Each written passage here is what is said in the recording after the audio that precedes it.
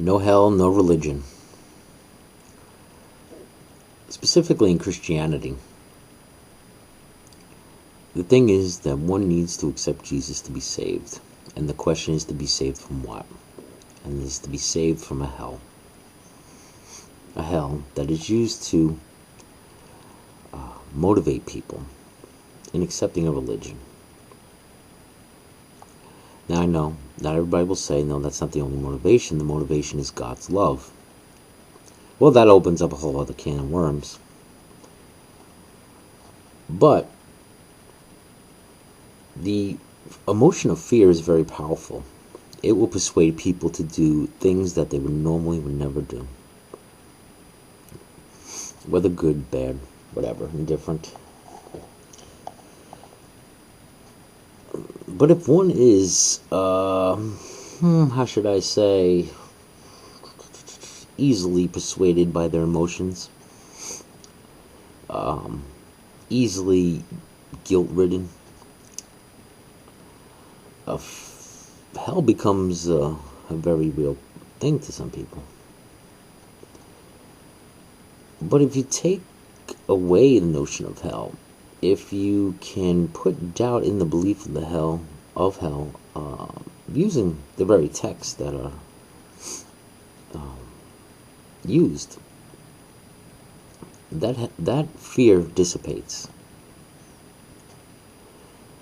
and it will dissipate using plain old reason, plain old logic, plain old common sense. And I ask this question over and over. Some Christians, they can't answer me. Well, I think they're answering dishonestly, because I can't even see any compassionate human being even answering the question in the manner to support their idea of hell. And the question is this: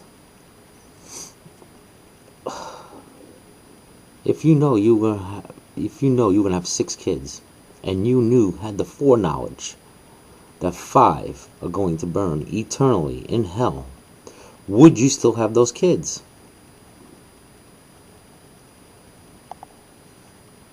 Any selfless person would not.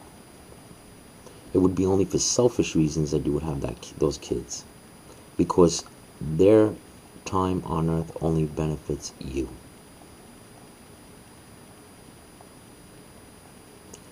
This dissipates the whole free will thing. There is no actually free will, because God knew the beginning from the end. So nobody chooses hell. Who would rightfully choose such a place? There's no choice. You didn't choose to be created. God allowed you to be created. Therefore, he knew the choices you were going to make. So he's the one who condemned you to hell, really. Come on.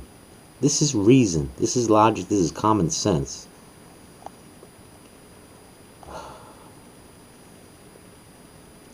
There's no hell in the Old Testament. There's Sheol, which has been translated to hell, but it only means grave.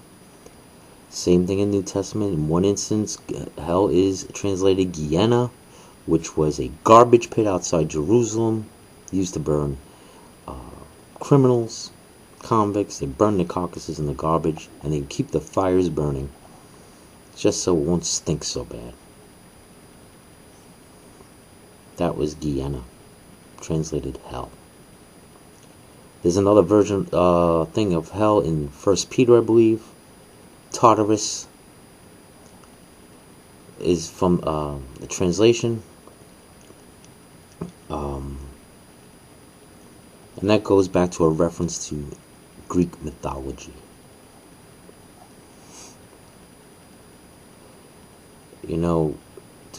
3,000 years later, we have people a lot smarter.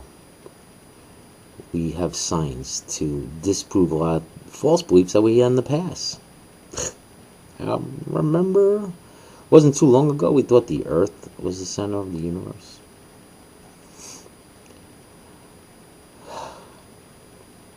So, think. Just think, people. Took me a while to think. We take the hell away. Take the fear away.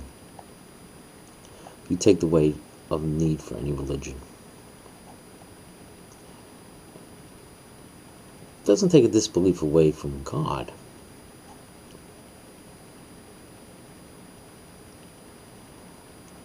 And the revelation of God as a deist is his very nature, the very laws he puts into effect. I believe in a reaping and a sowing. But should one sow, should one reap? Should one reap infinitely in a torturous hell for eternity for things he's sown maybe for 100 years, if you're blessed and fortunate to live that long? How about the ones 50 years, 30 years, 12 years? 12 years of existence? 15, oh, I'll give you 15 years. Teenager, 16 years existence?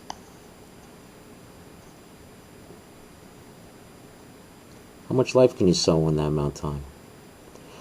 How much can one cause to deserve reaping an eternity of torture? Does that make any sense? I don't know. And I don't know how much longer it will take to dispel a lot of myths. Alright, YouTube. Take care, and God bless, and may everything you do, may you prosper in everything you do. It reminds me of this: live long and prosper.